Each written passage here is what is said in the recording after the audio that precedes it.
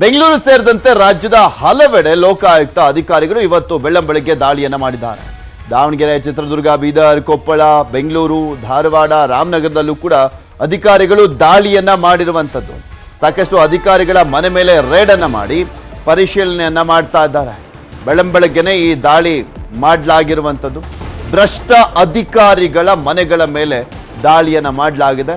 ದೂರುಗಳು ಬಂದಂತ ಹಿನ್ನೆಲೆಯಲ್ಲಿ ಅಟ್ ಎ ಟೈಮ್ ಏಕಕಾಲಕ್ಕೆ ಸಾಕಷ್ಟು ಜಿಲ್ಲೆಗಳಲ್ಲಿ ಈ ದಾಳಿಯನ್ನ ಮಾಡಿದ್ದಾರೆ ಲೋಕಾಯುಕ್ತ ಅಧಿಕಾರಿಗಳು. ಚನ್ನಗಿರಿ ತಾಲೂಕಿನ RFO ಸತೀಶ್ ಮನೆ ಮೇಲೂ ಕೂಡ ದಾಳಿಯನ್ನ ಮಾಡಲಾಗಿದೆ. ಹೊಳಲ್ಕೆರೆ ಸಣ್ಣ ನೀರಾವರಿ ಇಂಜಿನಿಯರ್ ಆಗಿರುವಂತ ಮಹೇಶ್ ಮನೆ ಮೇಲೂ ಕೂಡ ದಾಳಿಯನ್ನ ಮಾಡಲಾಗಿದೆ. ಇನ್ನು ಈ ಮಹೇಶ್ ಪತ್ನಿ BBMP AE H ಭಾರತಿ ಅವರ ಮನೆ ಮೇಲೂ ಕೂಡ ದಾಳಿಯನ್ನ ಮಾಡಲಾಗಿದೆ. ಹಾಗೆ ಇವರಿಗೆ ಸಂಬಂಧಪಡುವಂತ ದಾವಣಗೆರೆ ಮನೆ ಮೇಲೂ ಕೂಡ ದಾಳಿಯನ್ನ ಮಾಡಲಾಗಿದೆ. ಬೀದರ್ನಲ್ಲಿ ಹೆಡ್ ಕಾನ್ಸ್ಟೇಬಲ್ ಮೇಲೆ ಲೋಕಾಯುಕ್ತ ಅಧಿಕಾರಿಗಳು ಅವರ ಮನೆ ಮೇಲೆ ದಾಳಿಯನ್ನ ಮಾಡಿದ್ದಾರೆ. ಹುಮ್ನಾಬಾದ್ ಹಾಗೂ ಹುಚ್ಚಕನ್ನಹಳ್ಳಿ ಗ್ರಾಮದ ಮನೆ ಮೇಲೆ ರೇಡ್ ಅನ್ನ ಮಾಡಲಾಗಿದೆ. ಕೊಪ್ಪಳದಲ್ಲಿ ನಿರ್ಮಿತಿ ಕೇಂದ್ರದ ಕಚೇರಿ ವ್ಯವಸ್ಥಾಪಕರ ಮೇಲೂ ಕೂಡ ಅಂದ್ರೆ ಅವರ ಮನೆ ಮೇಲೂ ಕೂಡ ದಾಳಿಯನ್ನ ಮಾಡಲಾಗಿದೆ. ಬೆಂಗಳೂರಿನಲ್ಲಿ 6ಕ್ಕೂ ಹೆಚ್ಚು ಕಡೆ ಲೋಕಾಯುಕ್ತ ಅಧಿಕಾರಿಗಳು ದಾಳಿಯನ್ನ ಮಾಡಿದ್ದಾರೆ. ಮಹದೇವಪುರ ವಲಯದ RI ನಟರಾಜ್ ಮನೆ ಮೇಲೆ ದಾಳಿಯನ್ನ ಮಾಡಲಾಗಿದೆ. ನಟರಾಜ್ ಅವರ ಬನಶಂಕರಿಯ ಮನೆ ಮೇಲೂ ಕೂಡ ದಾಳಿಯನ್ನ ಮಾಡಲಾಗಿರುವಂಥದ್ದು. ಈ ಹಿಂದೊಮ್ಮೆ ಲಂಚ ಪಡೆಯುವಾಗ ಟ್ರಾಪ್ ಆಗಿದ್ದ BBMP RI ನಟರಾಜ್. ಇನ್ನು ಬೀದರ್ನಲ್ಲಿ DYSP ಓಲೇಕಾರ ನೇತೃತ್ವದಲ್ಲಿ ದಾಳಿಯನ್ನ ಮಾಡಲಾಗಿದೆ. ಕೊಪ್ಪಳದಲ್ಲಿ ನಿರ್ಮಿತಿ ಕೇಂದ್ರದ ವ್ಯವಸ್ಥಾಪಕ ಮಂಜುನಾಥ್ ಬನ್ನಿಕೊಪ್ಪ ಮನೆ ಮೇಲೆ ರೇಡ್ ಅನ್ನ ಮಾಡಲಾಗಿದೆ.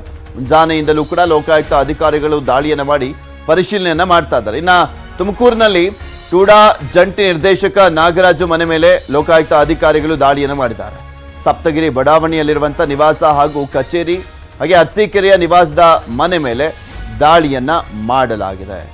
ಸಾಕಷ್ಟು ಪರಿಶೀಲನೆಯನ್ನ ಮಾಡಲಾಗ್ತಾ ಇರುವಂಥದ್ದು. ಯಾರ್ಯಾರ ಮನೆಯಲ್ಲಿ ದಾಳಿಯನ್ನ ಮಾಡಿದಂಥ ಸಂದರ್ಭದಲ್ಲಿ ಎಷ್ಟೆಷ್ಟು ಕೋಟಿ ಸಿಗುತ್ತೆ ಕಾದ್ ನೋಡ್ಬೇಕಾಗಿದೆ ಅಕ್ರಮ ಆಸ್ತಿಗಳು.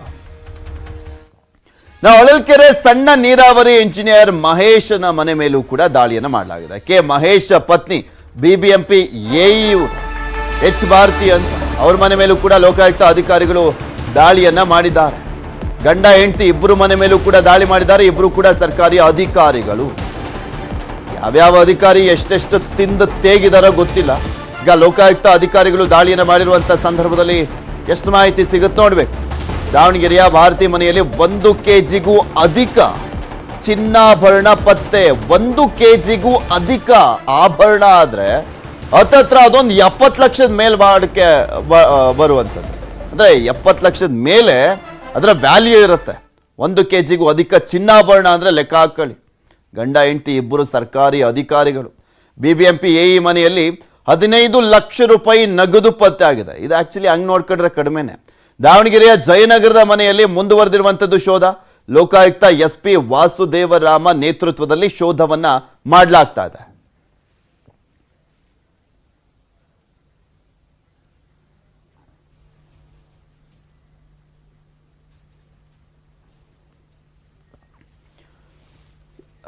ಎಲ್ಲೆಲ್ಲಿ ಯಾವ್ಯಾವ ರೀತಿಯಾಗಿ ರೇಡ್ ಅನ್ನ ಮಾಡಲಾಗಿದೆ ಅನ್ನುವಂಥದ್ರ ಬಗ್ಗೆ ಸಂಪೂರ್ಣವಾದಂತ ಮಾಹಿತಿಯನ್ನ ನಮ್ಮ ಮುಂದೆ ಇಡ್ತಾ ಹೋಗ್ತಾರೆ. ನಮ್ಮ ಪ್ರತಿನಿಧಿಗಳು ನೇರ ಸಂಪರ್ಕದಲ್ಲಿ ಜಾಯಿನ್ ಆಗಿದ್ದಾರೆ. ಬೆಂಗಳೂರಿನಿಂದ ನಮ್ಮ ಪ್ರತಿನಿಧಿ ಮಂಜುನಾಥ್ ಚಂದ್ರ ನೇರ ಸಂಪರ್ಕದಲ್ಲಿದ್ದಾರೆ. ಚಿತ್ರದುರ್ಗದಿಂದ ನಮ್ಮ ಪ್ರತಿನಿಧಿ ವಿನಾಯಕ್ ನೇರ ಸಂಪರ್ಕದಲ್ಲಿದ್ದಾರೆ.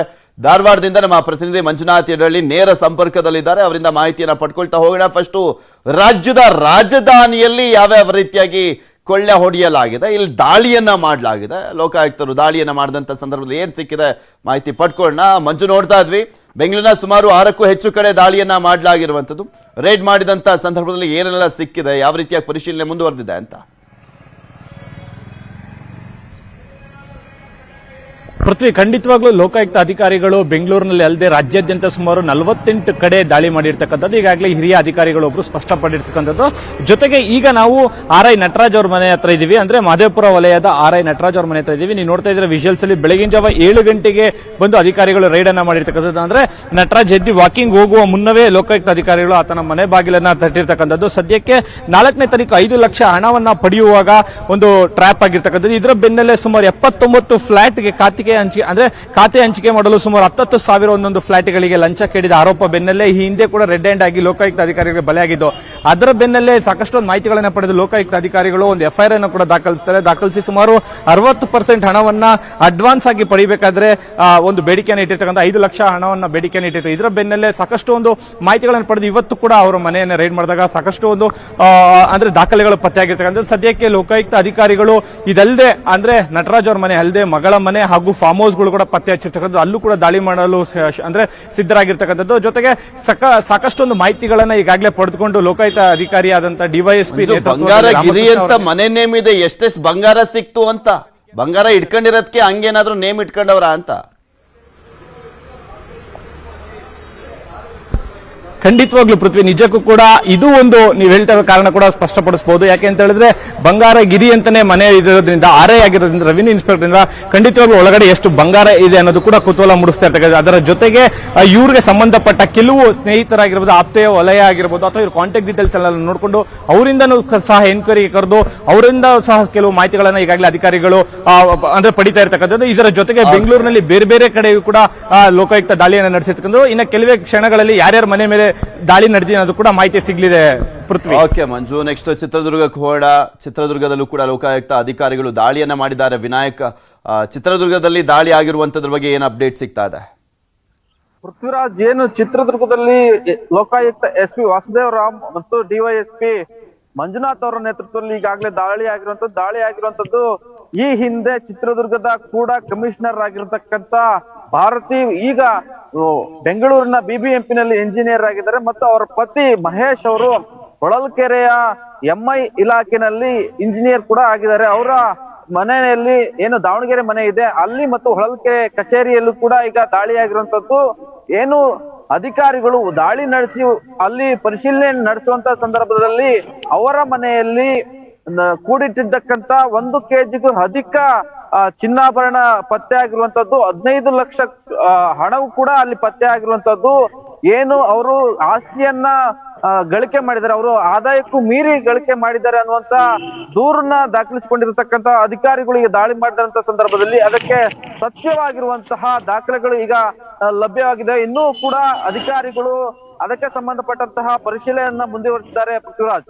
ಓಕೆ ವಿನಾಯಕ್, ನೆಕ್ಸ್ಟ್ ಧಾರವಾಡಕ್ಕೆ ಹೋಗೋಣ. ನಮ್ಮ ಪ್ರತಿನಿಧಿ ಮಂಜುನಾಥ್ ನೇರ ಸಂಪರ್ಕದಲ್ಲಿದ್ದಾರೆ. ಮಂಜು, ಧಾರವಾಡದಲ್ಲಿ ಎಷ್ಟು ಅಧಿಕಾರಿಗಳ ಮನೆಗಳ ಮೇಲೆ ದಾಳಿಯನ್ನ ಮಾಡಲಾಗಿದೆ? ಅಪ್ಡೇಟ್ಸ್ ಏನ್ ಸಿಗ್ತಾ ಇದೆ ಧಾರವಾಡದಿಂದ? ಹೌದು ಪೃಥ್ವಿರಾಜ್, ಏನಂತಂದ್ರೆ ಅಕ್ರಮ ಆಸ್ತಿ ವಿಚಾರವಾಗಿ ರಾಜ್ಯದಲ್ಲಿ ಹಲವು ಅಧಿಕಾರಿಗಳ ಮೇಲೆ ಏಕಾಏಕಿ ಲೋಕಾಯುಕ್ತ ದಾಳಿ ಆಗಿದೆ ಅಂತ ಹೇಳ್ಬೋದು. ಅದರಲ್ಲೂ ಕೂಡ ಏನಂತಂದ್ರೆ ಪ್ರಮುಖವಾಗಿ ಏನಂತಂದ್ರೆ ಬೆಳಗಾವಿಯ ಮಹಾನಗರ ಪಾಲಿಕೆ ಆಯುಕ್ತ ಸಹಾಯಕರಾದಂತ ಸಂತೋಷ್ ಆನಿಶೆಟ್ಟರ್ ಮನೆ ಮೇಲೂ ಕೂಡ ಲೋಕಾಯುಕ್ತ ದಾಳಿ ಆಗಿದೆ ಅಂತ ಹೇಳ್ಬೋದು. ಬೆಳಗ್ಗೆನು ಧಾರವಾಡದ ಸಪ್ತಾಪುರ್ ಬಡಾವಣೆಯಲ್ಲಿ ನಿವಾಸ ಇದೆ, ಆನಿಶೆಟ್ಟರ್ ಅವರ ನಿವಾಸ ಇದೆ. ಆ ನಿವಾಸದಲ್ಲಿ ಮೂಲಕ ಕೂಡ ಲೋಕಾಯುಕ್ತ ತಂಡ ಕೂಡ ಬಂದು ಆಗಮಿಸಿ ಈಗಾಗಲೇ ಕೂಡ ದಾಳಿಯನ್ನ ಮಾಡಿ ಮಹತ್ವದ ದಾಖಲೆಯನ್ನ ವಶಪಡಿಸಿಕೊಳ್ಳೋದ್ರ ಜೊತೆಗೆ ಬೆಳ್ಳಿ ಬಂಗಾರ ಇರ್ಬೋದು ಮತ್ತು ನಗದನ್ನ ಕೂಡ ವಶಪಡಿಸಿಕೊಳ್ತಾ ಇದ್ದಾರೆ ಅಂತ ಹೇಳ್ತಿರೋದು. ಜೊತೆಗೆ ಏನಂತಂದ್ರೆ ಧಾರವಾಡದ ಲೋಕಾಯುಕ್ತ ಅಧಿಕಾರದ ಜೊತೆ ಸುತ್ತಮುತ್ತಲಿನ ಜಿಲ್ಲೆಯ ಲೋಕಾಯುಕ್ತ ಅಧಿಕಾರದ ತಂಡ ಕೂಡ ಇಲ್ಲಿ ಆಗಮಿಸಿದೆ ಅಂತ ಹೇಳ್ಬೋದು. ಯಾಕಂದ್ರೆ ಪ್ರಮುಖವಾಗಿ ಸಂತೋಷ್ ಆನಿಶೆಟ್ಟರ್ ಅವರು ಕೂಡ ಧಾರವಾಡದ ಮಹಾನಗರ ಪಾಲಿಕೆ ಸಹಾಯಕ ಆಯುಕ್ತರಾಗಿ ಕೂಡ ಕೆಲಸವನ್ನ ಮಾಡಿರ್ತಾರೆ. ನಂತರ ಏನು ಕಳೆದ 3 ವರ್ಷಗಳ ಹಿಂದೆ ಏನಂತಂದ್ರೆ ಬೆಳಗಾವಿಯ ಸಹಾಯಕ ಆಯುಕ್ತರಾಗಿ ವರ್ಗಾವಣೆಗೊಂಡು ಈಗ ಅವರ ಮೇಲೆ ಏಕಾಏಕಿ ಲೋಕಾಯುಕ್ತ ದಾಳಿ ನಡೆದಿದೆ ಅಂತ ಹೇಳ್ಬೋದು. ದಾಳಿ ಕೂಡ ಇನ್ನೂ ಮುಂದುವರೆದಿದೆ ಅಂತಾನೆ ಹೇಳ್ಬೋದು. ಓಕೆ, ಧನ್ಯವಾದ ಮಂಜುನಾಥ್ ಇಡಳ್ಳಿ, ಹಾಗೆ ವಿನಾಯಕ್ ಮತ್ತೆ ಮಂಜುನಾಥ್ ಚಂದ್ರ, ನಿಮ್ಮೆಲ್ಲ ಸಂಪೂರ್ಣವಾದಂತ ಮಾಹಿತಿಗಾಗಿ.